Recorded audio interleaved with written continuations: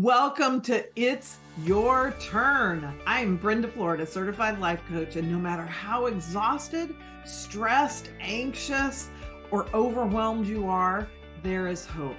You can start exactly where you are. There's nothing wrong with you. In fact, you're ready for it to be your turn, or you wouldn't be here. You know, we hear words like vitality and confidence and empowerment and transformation, but what do they really mean? What do they look like in the practical aspects of our life? In the It's Your Turn podcast, we explore, learn, and put into practice practical tools and wise concepts for transformation. This is real life change, not platitudes. It's the intersection of the practical and the aspirational. It's your turn to make decisions that are aligned with exactly what you want. And if you've lost connection to what you want, that's okay. We'll reconnect it. You'll learn how to shift out of self-sabotaging patterns and tap in to the clarity, confidence, and vitality that you may feel like has been lost forever. It's your turn to step into the driver's seat of your life and embrace the power that is within you. So let's get to it. Hello, everyone. It is our episode of more. I love that word, more. But many of us have, myself included in the past, a complicated relationship with more. So does wanting more out of your life cause you to feel selfish or greedy? Are you being selfish or greedy? Well, I say a resounding no, of course, but there are plenty of social, societal, cultural, familial, and religious messages around equating wanting more with being selfish or greedy, or even worse, like entitled, or any of those things. And I'm here to suggest to you that actually, if we take our cue from nature, which is always a great cue in life, nature is always moving towards more, right? Like you can freaking destroy a whole forest and more will emerge, right? As soon as the fire and, all of the destruction is completed, it doesn't take that long for new shoots to emerge from under the ground. So please do not start any forest fires to prove this point, but you all know what I mean. So a super simple example being, for those of you with grass you have to cut, every time you cut the grass, it just keeps growing. Nature is always moving towards more. And yes, there is a sort of death rebirth cycle of it. Like if we want to think about our seasons, with winter being a season, it can look dead. Of course it's not, it's just dormant. But all kinds of more is happening beneath the surface in that dormant time so that spring can emerge. And so where our lives will sometimes take cycles where we may feel like we're in wintertime, that's okay. Nothing's dead. There's nothing wrong with more. There's nothing wrong with the tulip that's going to emerge. It's just not here yet. Its qualities, its ability, its cellular structure is there under the ground. And so a lot of what I do when I coach clients, and even, what I hope to do here with you all listening to this podcast, is to help show you how you can find that may even be dormant within you, or is just, maybe it's known to you, but you feel like nothing's happening. So it's dormant right now.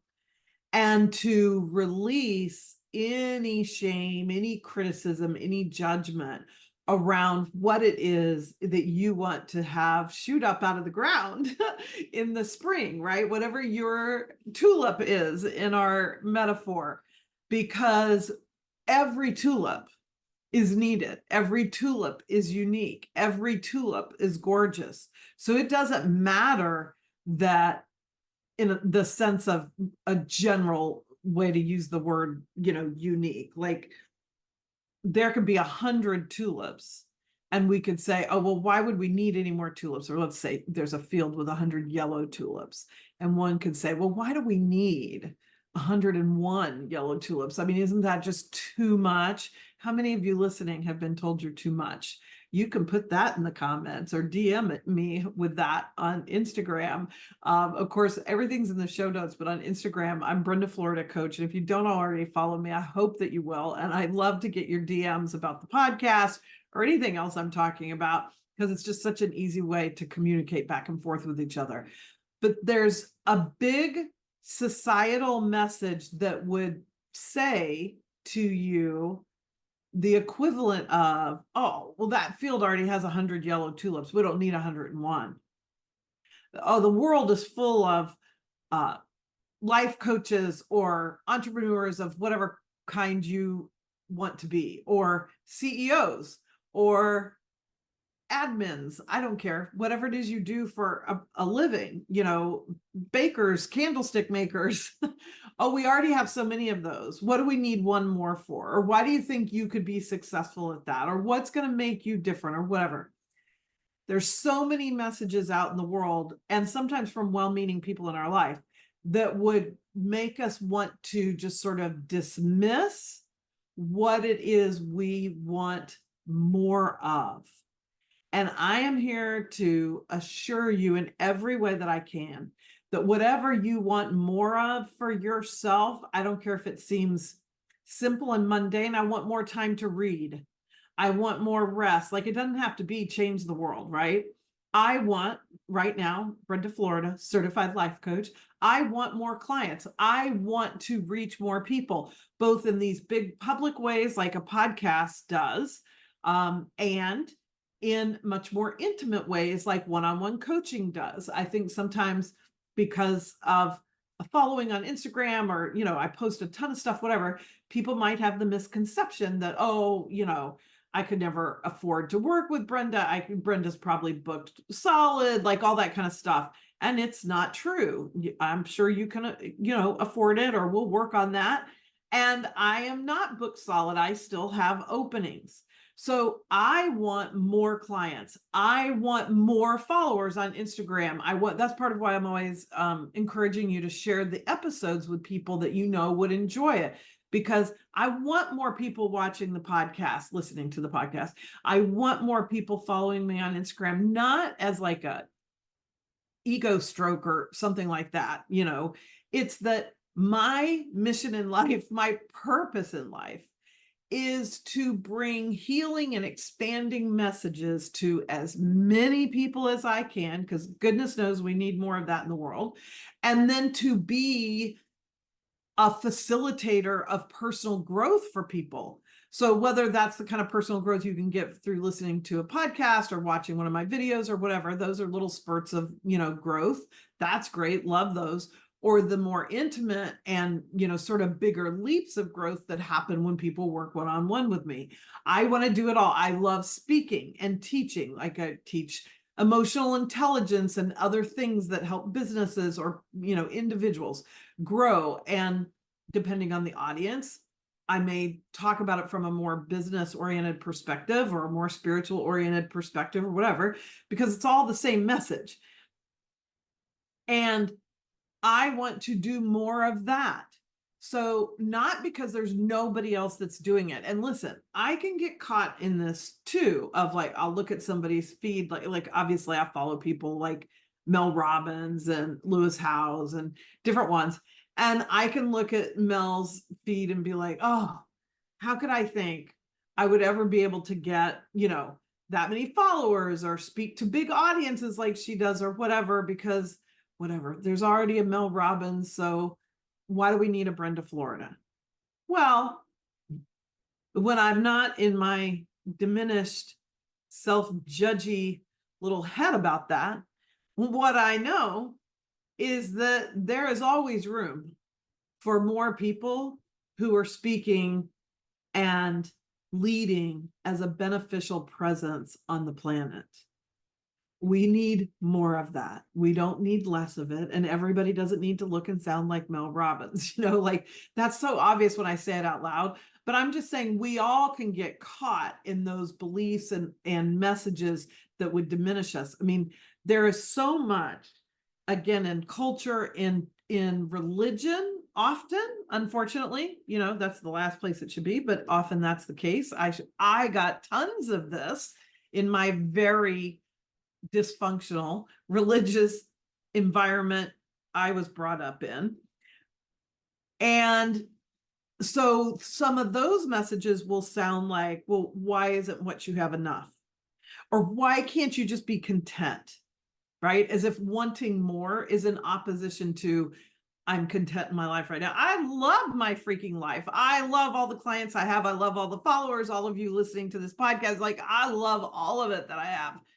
And I want more. That doesn't make me discontent with what I have. That's a misperception. That's a way to keep people thinking small, which is a great strategy for patriarchy, right? In so many ways, patriarchy wants to keep everyone else, whatever you are, that isn't, in patriarchy, men, primarily white men, sorry guys, doesn't mean I think your life is perfect. And patriarchy doesn't actually serve you either. But how it affects you is different than how it affects others, whether it's people of color, but particularly in the dynamic of patriarchy, women, right? No matter what color you are, women are so diminished in the system of patriarchy. And so one great way to try to control people is to make them think they should be very happy with what they have. Don't complain, right? Stop complaining. How often did you hear that? Maybe as a child, maybe as an adult, maybe you're still hearing it.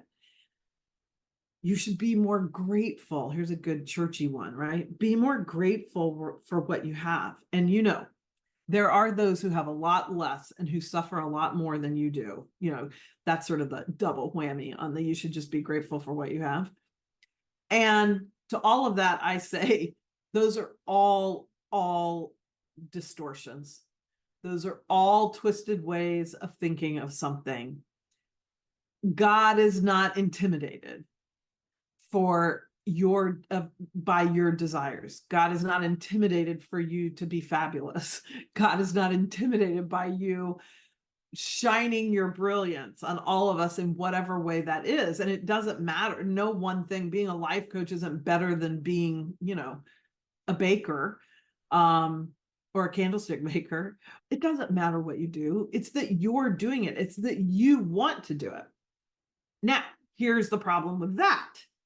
Many of us are doing things we don't want to do, or we're talking ourselves into wanting to do them because somebody said that's what we're supposed to do, or we're supposed to like that. Like, oh my gosh, I know so many women who just have this belief that they should like to cook because whatever, historically, that's been a woman's job, so to speak. And, the whole thing for hundreds and hundreds of years that would put women as the heart of the home and the homemakers and, doing the cooking, the cleaning, the child rearing, all that. And yes, thank goodness we've broken out of that in many, many ways, but there are still very strong threads of messages about that. And depending on your own family and your own microculture that you're living in, there could be tons of judgment. I mean, I know plenty of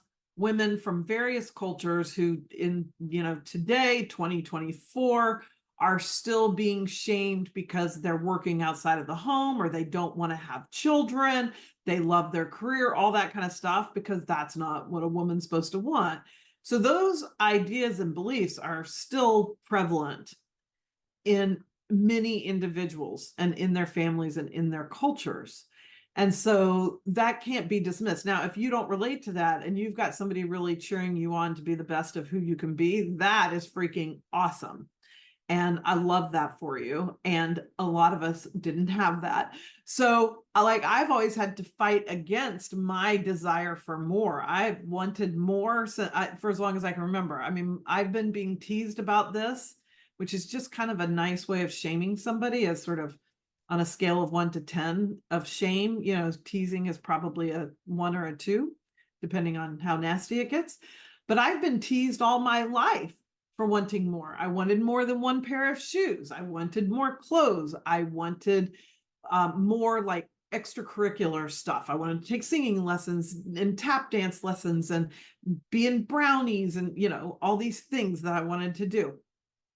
And I got told no all the time. And why couldn't I just be happy with what I have? And, you know, somebody else is starving somewhere, so be grateful for what you have, you know, all the things. And I was unrelenting in my desire for more. Like, I held on to that, and I've had plenty of setbacks in my life. I think I said in one of the last podcasts or two, if I were going to write a memoir, I might name it Falling Down and Getting Up. I have had plenty of times where I was broke, worried about buying a gallon of milk. I've had times I was homeless. I've had times I've lived with, you know, plus 6-figure salary and was a member of a country club and traveled a lot and did a lot of great things too. So it doesn't matter what your current condition is. It's a mental perspective to allow yourself that the fruit, so to speak, and the energy and how natural it is to want more. Again, using nature as our example, nature is in the business of more. And so here's what I would love to know. I'd love for you to ask yourself, and share this with me in the comments wherever you get this podcast, or DM me on Instagram, you know, whatever you want to do. Email me, links are in my bio. What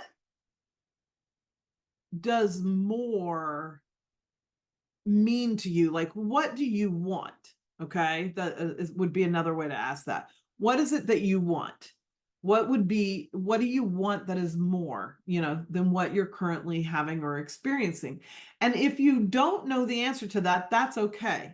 I had a session just this week with somebody who has completely lost touch with what they even want in their life. They have a whole lovely life. It doesn't mean their life sucks, but they realize that it's kind of come upon them by default rather than choosing. And they've kind of forgotten, like, do I want this, or do I just have this?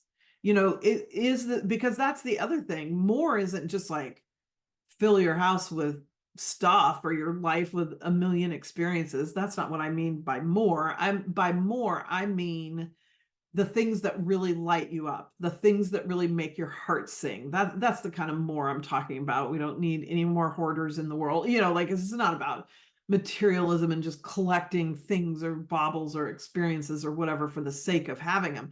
It's this drive for something you really yearn for, something that's really important to you, something that feels really delightful and purposeful to you. Which again doesn't mean it has to change the world. You might want more sleep, but that's a very purposeful thing, right? So think about what more means to you and what it would be that you would want more of in your life. And then I want you to notice, do you feel guilty for that? Okay. So is there some message of this kind of, who do you think you are to think you could get a promotion or make more money or start your own business, or, you know, become super physically fit when you've been a couch potato or any of the things? Okay. Who do you think you are to not want to have children? Who do you think you are to want to go do something totally different than how your family is living? Whatever it is. If you feel guilt, or you know, shame would be the extreme there of that, for that, just notice it. Don't add to it by shaming yourself or judging yourself or criticizing yourself. Try to be just sort of like this loving, objective friend who's like, oh, that's interesting. I want to travel more. And as soon as I think that, I start to feel guilty or like I shouldn't be wanting that, or doesn't everybody? And so why should I get to, or who do I think notice that? Oh, that's interesting. Okay. And from there, be your own best friend, because whether you have one like this or not, a true best friend would be, oh, honey, like if you want to travel more, then you should figure that out. Like, what do we need to do? Is it about saving the money? Is it about, just deciding where you want to go? Maybe you have the money and you've just never given yourself the time and space to figure out, start Googling around destinations. Do you like beaches or mountains or big cities or isolation or, like whatever, and find it. So be your own best friend and encourage yourself in that. And if you aren't sure, if you know what you want for more, like you have that. Let me put a pin in this just a second before I say that, because I want to say, if you have lost touch with what you want, what more would mean to you, one of the great ways, well, I'll give you two really great ways to kind of start to cultivate that back. It's really a remembering. It's just like buried down inside of you. And a way to sort of start cultivating that memory is to go back when you were a little kid and what were things that you loved to do. Now, they may not translate into your adult life in a one-on-one, like whatever. I loved to roller skate and I don't want to go roller skate anymore, right? Like that, but don't dismiss it. Say, okay, well, what did I love about roller skating and what felt so good to me about that? And how could that translate into something in my life? Oh, I loved, the movement of it. I love the wind in my hair. I love, oh, maybe I need to get a convertible, or maybe I need to spend more time outside, or maybe I want to rollerblade. That's sort of similar. Maybe I want to join a freaking roller derby, like whatever. It may translate kind of equally, but it may not. So just use it as clues. Don't get too, literal with it. Use it as a clue. And the other thing you could do is think about movies that you love or TV shows, whatever. And what's going on? Do they have themes? Are there themes of like fashion or outdoorsy or adventurous or romantic, whatever it is? Look for those themes, because again, those are clues for you of where your more might be today. Okay. Now, so we're finding our more. We're allowing ourselves to set aside any sort of guilt or shame and be our own best friend, to encourage ourselves that we can pursue that. And then comes the pursuing of it, right? So if you're not sure how to pursue that, the best tip I could give you there, and this is one of the things I love helping people with that I work with one-on-one, is breaking it down. You've got to break it down. I have a client right now who wants to start a business. And so when you have no business and you want to start a business, she knows what kind of business she wants to start. But there's a million steps, right? Between I don't have a business and I know what kind of business I want to have. And so that can get really overwhelming. It can make the end result of the business feel way too out of reach, too exhausting to get there, all of that. So you got to bring it back to just like, what is one step I could take? One tiny step. It could be Googling something. It could be using an AI tool and saying, well, what do I need to know to start this kind of business? Or what kind of equipment do I need? Also things you could Google, but AI can be really helpful in these kinds of things. So just find like one tiny step to take.